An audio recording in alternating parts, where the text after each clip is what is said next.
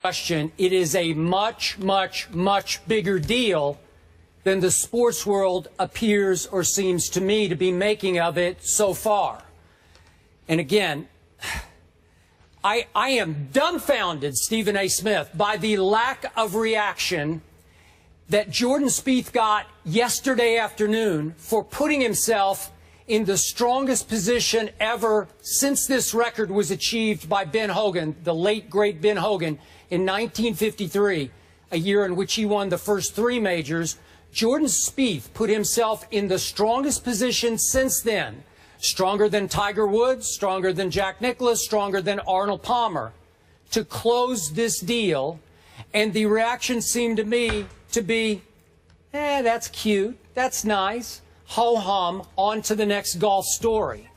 What I heard and felt last night, Stephen A. Smith, was that Tiger Woods achieved more hype and buzz going into this tournament. The new improved Tiger, who was back and had the best chance yet to break back through and win yet another major championship before this started. I felt more impact from that story than I felt for this kid last night. And I still believe that this kid, only 21 years of age, is being underhyped and underpublicized in the shadow that the great Tiger Woods still casts.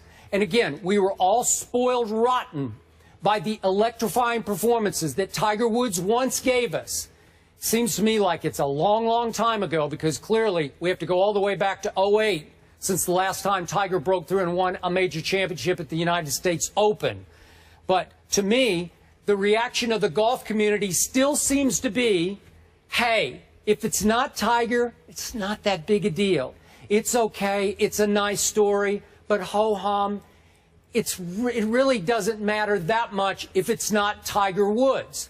And Stephen A., if you don't mind, I'm going to hold up today's USA Today sports section. Can you see this headline atop the sports page?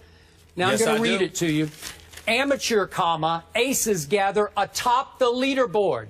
So the first reference in this headline is to the amateur Paul Dunn, who's actually a little bit older than Jordan Spieth is, who was tied for the lead, kid from Ireland, tied for the lead at the Open, the British Open last night. I get it. That's a nice big story, but it's not Jordan Spieth. Jordan Spieth is mentioned in the 5th paragraph of this lead golf story almost as an, oh, by the way, world's #2 Jordan Spieth.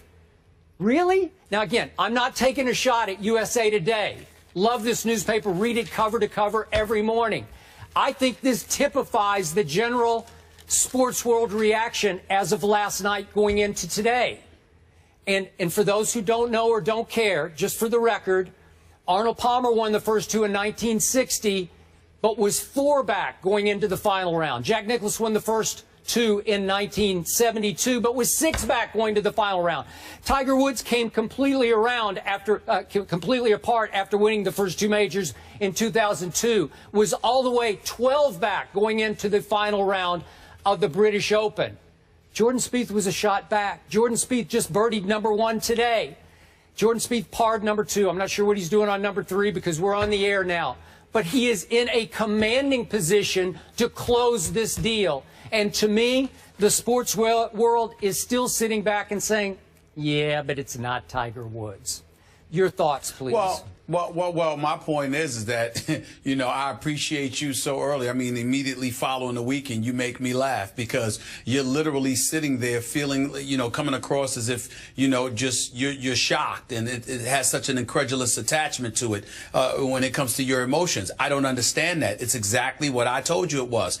If you are a golf aficionado, you can look at somebody like Jordan Spieth, who, obviously shot a 66, was 11 under after Sunday, really showed up, got basically, as far as I'm concerned, got a little ticked off at his play over the first 2 days and really amped it up another level, which shows his competitive fervor, and that's something to applaud. Especially after the front 9 yesterday, right, when he bogeyed 9. Exactly, And then he got a little miffed. Yeah.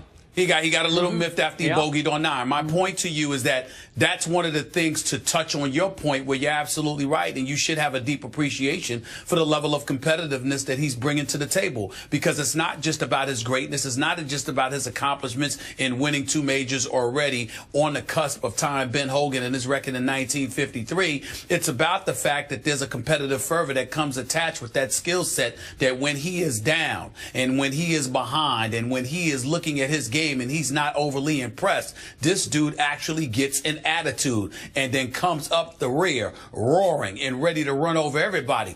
And I think that's an incredible trait for somebody of his skill set to have, and he deserves a lot of credit for that, which you are giving him. But Skip, that's talking about the sport of golf.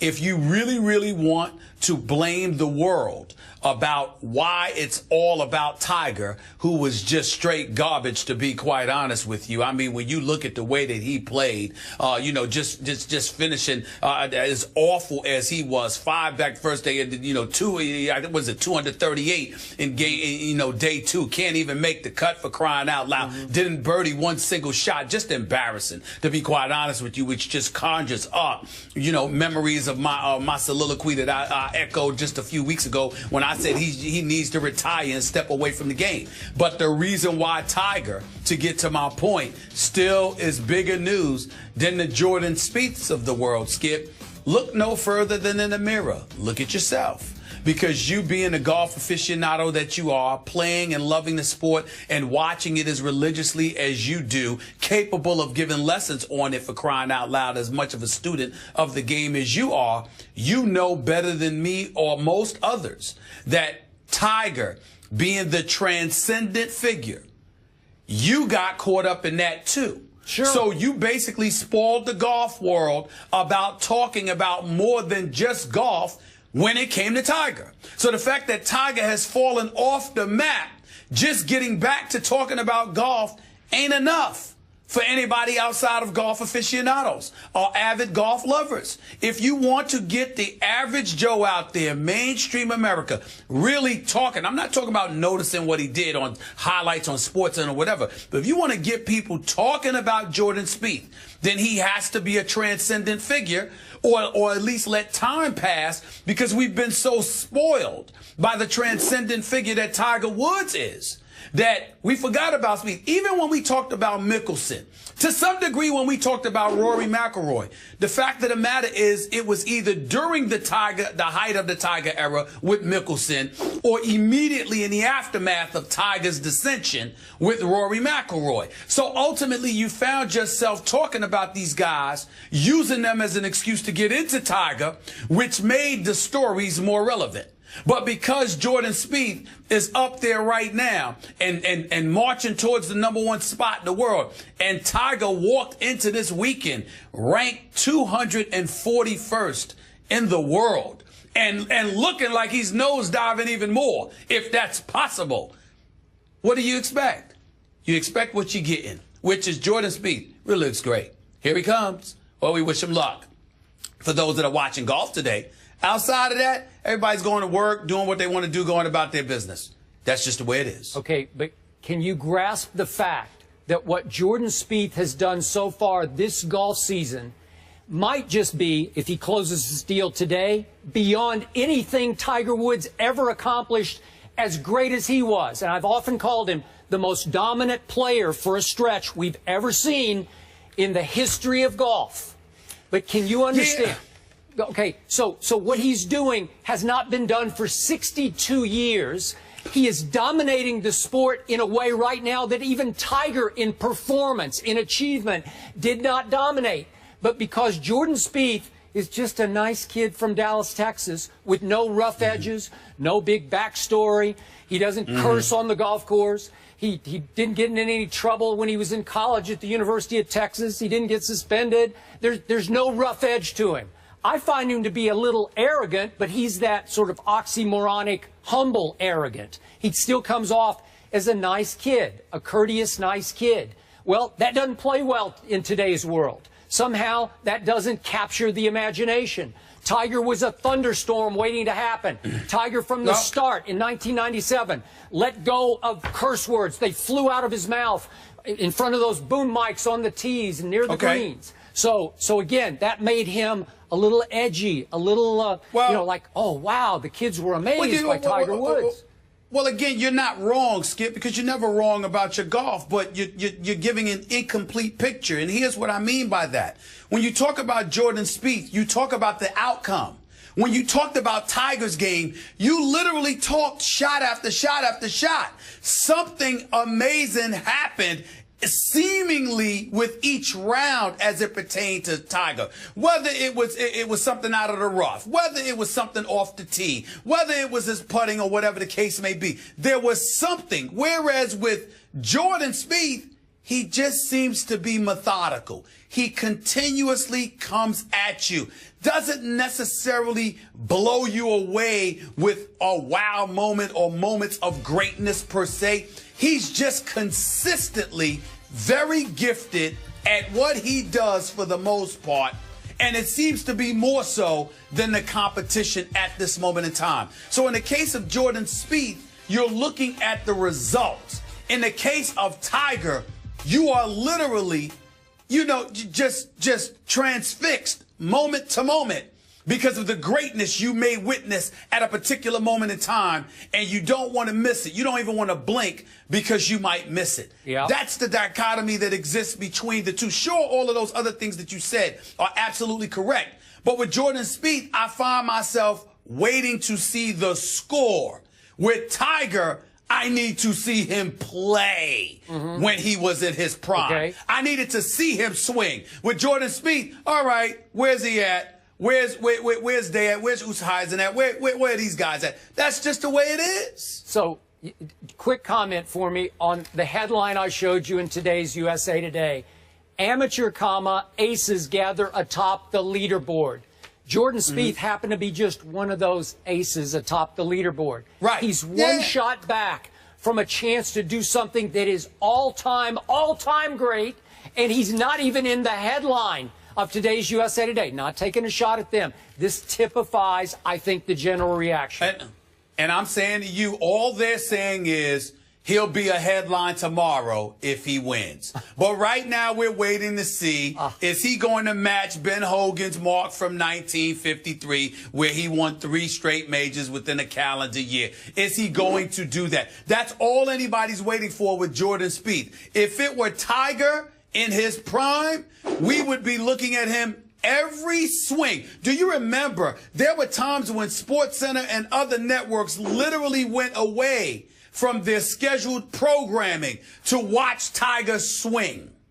I mean, think about that. That's what went on with Tiger. Hey, that ain't Jordan Spieth. Tiger in his prime? Are you kidding me? What if Tiger had been the first black golfer to break through and win at Augusta National, win the Masters in '97, and had gone on to win the U.S. Open, and then gone to the British Open, and after 3 rounds had been 1 shot back? Do you know what a nuclear bomb would drop in the national and international media? Not just the golf media, but just in general. Again, Tiger, on a sociological level, had shattered through. He had not just broken through, he had shattered the golf world by winning the Masters in 1997. So that's not in his prime. That's at the start. That's right. You're absolutely correct. But I'm just saying his prime, meaning Tiger at his best. Sure. Because that's how much he had us mesmerized. Jordan Spieth doesn't hit us that way. He hits golf aficionados that way because you and so many others have an appreciation for golf that most people do not. So in that world, Jordan Spieth is going to resonate profoundly. I'm just wondering, when are we going to let go of Tiger Woods? Because we're not letting go. He's still the biggest story in golf. As garbage as he is right now, biggest story in golf. Skip, I'll admit to you, I believe that the dissension that we are witnessing with Tiger Woods right now, it may very well lead to that. I think the beginning of the end of this aura regarding Tiger Woods, as slow as it has been to get to that point, I think after this right here, what I saw over those first 2 days, Tiger really needs to go away. And by the way, he's embarrassing himself by constantly telling people he's right there. He's not right there. He looks like straight garbage. And I mean, listen, I'm sure anybody can resurrect themselves.